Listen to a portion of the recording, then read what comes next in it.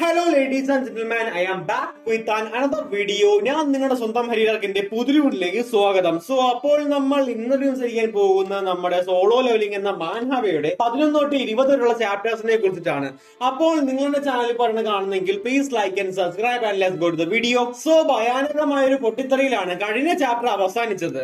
അതിനുശേഷം ജിൻവു ഞെട്ടി എണീക്കുമ്പോൾ അവൻ കൊറിയയിലെ ഹോസ്പിറ്റലിലായിരുന്നു. ഇതൊരു സ്വപ്നമാണോ അതോ താൻ ശരിക്കും രക്ഷപ്പെട്ടോ എന്നവൻ ചിന്തിച്ചുകൊണ്ടിരിക്കെ അവനെ കാണാൻ രണ്ടുപേർ അവിടെ എത്തി. അവർ കൊറിയൻ ഹണ്ടേഴ്സ് ഗിൽഡിന്റെ ഇൻസ്പെക്ടേഴ്സ് ആണ്. അവരിൽ നിന്നും ജിൻവു 3 ദിവസം കോമയിലായിരുന്നു എന്നും മിസ്റ്റർ സോങ്ങിന് ഒരു കൈ നഷ്ടപ്പെട്ടത് കൊണ്ട് അയാൾ ഇപ്പോൾ റിക്കവറി സ്റ്റേജിലാണെന്നും ജൂഹി ഇതുവരെ ആ ട്രോമയിൽ നിന്നും പുറത്തു വന്നിട്ടില്ല എന്നും അതുപോലെ ആകെ മൊത്തം 6 പേരാണ് ഡബിൾ ലെയറിൽ നിന്ന് രക്ഷപ്പെട്ടതെന്നും അവൻ അറിയിച്ചു. അന്ന് പുറത്തു വന്ന ഹണ്ടേഴ്സ് ഈ സംഭവത്തെ കുറിച്ച് അറിയിച്ചപ്പോൾ ഇൻസ്പെക്ടേഴ്സും വൈറ്റ് ടൈഗർ ഗിൽഡിന്റെ ഹണ്ടേഴ്സും അവിടെ എത്തിയിരുന്നു. പക്ഷേ അപ്പോഴേക്കും ജിൻവു അല്ലാതെ മറ്റാരും അവിടെ ഉണ്ടായിരുന്നില്ല. അതുകൊണ്ട് ഇൻസ്പെക്ടേഴ്സ് ഇപ്പോൾ കരുതുന്നത് ജിൻവു ഇപ്പോൾ ഡബിൾ അവേക്കണിങ്ങിലൂടെ കടന്നു പോയിക്കൊണ്ടിരിക്കുകയായിരിക്കുമെന്നാണ്. ഒരു ഹണ്ടറിന് ഒരിക്കൽ അവേക്കണിങ് നടക്കുമ്പോഴാണ് അയാൾക്ക് പവേഴ്സ് കിട്ടുന്നത്. എന്നാൽ ചില സാഹചര്യങ്ങളിൽ അവർക്ക് രണ്ടാമതും അവേക്കണിങ് നടക്കാറുണ്ട്. ഇത് ഒരു റെയർ കേസ് ആണെങ്കിലും ജിൻവുവിന്റെ കാര്യത്തിൽ ഇത് കൺഫേം ചെയ്യാൻ വേണ്ടി ഒരു മാജിക് പവർ ഡിറ്റക്ടറും അയാൾ കൊണ്ടുവന്നിട്ടുണ്ട്. അവർ അത് വെച്ച് ജിൻവുവിനെ ടെസ്റ്റ് ചെയ്തെങ്കിലും അതിന്റെ റീഡിംഗ് വെറും 10% മാത്രമാണ്. അതുകൊണ്ട്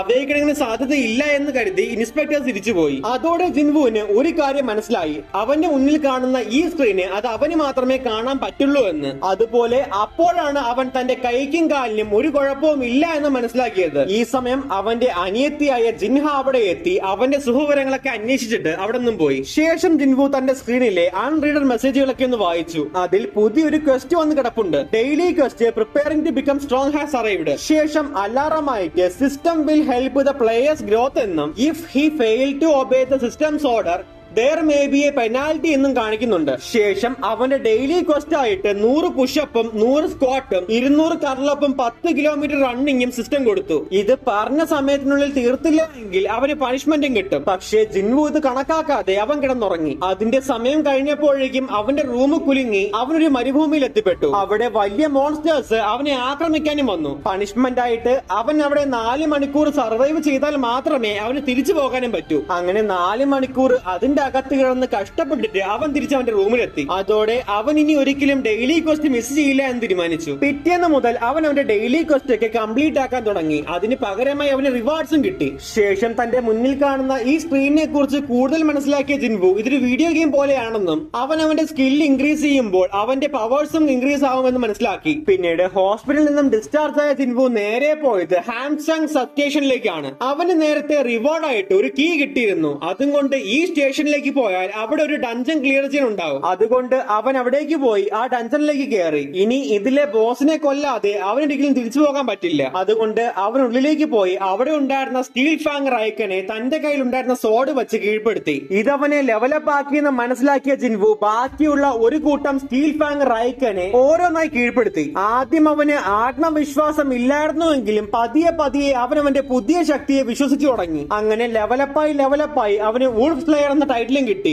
അതിന്റെ ഒപ്പം 34 വൂൾഫ് ഫാങ്സും ഒരു ഹെർത്ത് സ്റ്റോണും അവന് കിട്ടി. ഈ സ്റ്റോൺ വെച്ച് അവന് തിരിച്ചു പോകാൻ പറ്റുമെങ്കിലും അവൻ ഡഞ്ചൻ ക്ലിയർ ചെയ്യാൻ മുന്നോട്ട് പോയി. അങ്ങനെ അവൻ തന്റെ മുന്നിൽ കണ്ട റൈസർ ക്ലോ ബ്രിഗയെയും ബ്ലാക്ക് ഷാഡോ റാസനെയും ഒക്കെ കീഴ്പ്പെടുത്തി ഡഞ്ചൻ ബോസ് ആയ ബ്ലൂ പോയിസൺ ഫാങ്സ് റസാക്കയുടെ മുന്നിലെത്തി. അതുമായിട്ട് ഏറ്റുമുട്ടിയപ്പോൾ അവൻ ഒരിക്കലും ജയിക്കാൻ പറ്റില്ല എന്നൊരു അവസ്ഥ വന്നപ്പോൾ അവൻ എത്രത്തോളം വീക്ക് ആണെന്ന് മനസ്സിലാക്കി. ഇനിയും അങ്ങനെ തുടരാൻ തനിക്ക് താല്പര്യമില്ല എന്ന് പറഞ്ഞ് അവൻ കുറച്ച് കഷ്ടപ്പെട്ടിട്ടാണെങ്കിലും അതിനെയും കീഴ്പ്പെടുത്തി. അതിനെ കൊന്നതിലൂടെ അവന് റസാക്ക പോയിസൺസും റസാക്ക ഫാങ്സ് എന്ന ഡാഗറും കിട്ടി. ഡഞ്ചൻ ക്ലിയർ ചെയ്ത് അവൻ സ്റ്റേഷന് പുറത്തു വന്നപ്പോൾ അവൻ അവിടെ ഒരു പട്ടാളക്കാരനെ കണ്ടു. അയാളിൽ നിന്നും അടുത്ത് ഗേറ്റ് ഓപ്പൺ ആയി എന്നും അതിൽ നിന്നും ഒരു മോൺസ്റ്റർ പുറത്തിറങ്ങിയെന്ന് മനസ്സിലാക്കി. ഒരു കൂട്ടം പട്ടാളക്കാർ ജനങ്ങളെ നിയന്ത്രിക്കുമ്പോൾ മറ്റൊരു കൂട്ടം ഹണ്ടേഴ്സ് മോൺസ്റ്ററിനെ ഏറ്റുമുട്ടുന്നുണ്ട്. അവരുടെ കൂടെ ജൂഹി ഉണ്ടായിരുന്നുവെങ്കിലും അവൾ ഇതുവരെ ആ ട്രോമയിൽ നിന്ന് പുറത്തുവരാത്തത് കൊണ്ട് അവൾക്കാരെയും ഹീൽ ചെയ്യാൻ സാധിച്ചിരുന്നില്ല. ഇത് കണ്ട ജിൻവു തന്റെ കയ്യിലുണ്ടായിരുന്ന പൊട്ടിയ സോഡ് ആ മോൺസ്റ്ററിന് നേരെ എറിഞ്ഞ് അതിനെ കീഴ്പ്പെടുത്തി. എന്നിട്ട്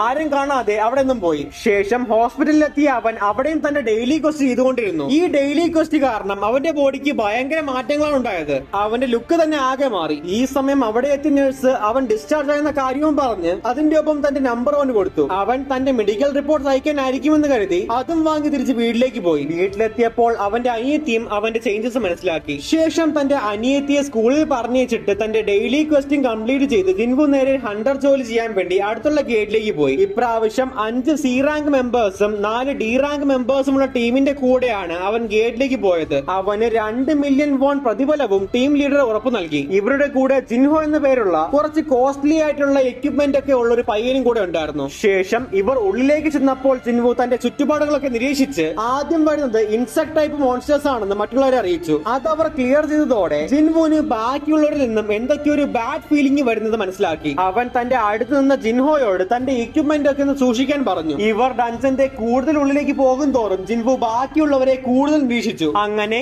ഇവർ എല്ലാവരും ബോസ് റൂമിന്റെ അടുത്തുള്ള മാന ക്രിസ്റ്റൽസിന്റെ അടുത്തെത്തി. അവർ അവിടുത്തെ ബോസ് ആയിട്ടുള്ള ചിലന്തി ഉറക്കത്തിലാണെന്ന് മനസ്സിലാക്കി ജിൻഹോയെയും ജിൻവൂനെയും അവിടെ നിർത്തി മൈനിങ് എക്യുപ്മെന്റ് എടുക്കാനെന്നും പറഞ്ഞ് തിരിച്ചുപോയി. ഇതൊക്കെ കണ്ടതോടെ ജിൻവൂന് കാര്യം പിടികിട്ടി. ഇവരെല്ലാം ലിസാർഡ്സ് ആണ്. അടുത്ത നിമിഷം ലീഡറിന്റെ വാക്ക് കേട്ട് കൂടെ വന്നവർ ജിൻവൂനെയും ജിൻഹോയെയും ആ ബോസ് റൂമിൽ അടച്ചു.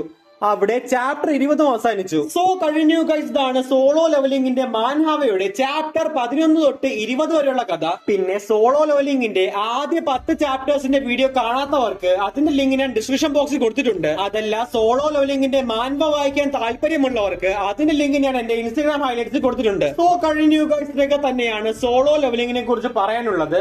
ഞാൻ ഏതെല്ലാം പോയിന്റ് പറയാൻ വിട്ടുപോയിട്ടുണ്ടെങ്കിൽ കമന്റ് ബോക്സിൽ അറിയിക്കുക. ഇതുപോലെ ഏതെങ്കിലും മാങ്കയെ കുറിച്ചോ അല്ലെങ്കിൽ മാൻവയെ കുറിച്ചോ താല്പര്യമുണ്ടെങ്കിൽ അതും എന്നെ കമന്റ് ബോക്സിൽ അറിയിക്കുക. പിന്നെ വീഡിയോ ഇഷ്ടമായെങ്കിൽ ലൈക്ക് ചെയ്യുക, സബ്സ്ക്രൈബ് ചെയ്യുക, പറ്റുമെങ്കിൽ എന്റെ ഇൻസ്റ്റാഗ്രാം അക്കൗണ്ട് ഒന്ന് ഫോളോ ചെയ്യുക. ലിങ്ക് ഡിസ്ക്രിപ്ഷൻ ബോക്സിലുണ്ട്. അപ്പോൾ മറ്റൊരു വീണ്ടും കാണാമെന്ന പ്രതീക്ഷയോടെ സൈനിങ് ഔട്ട്.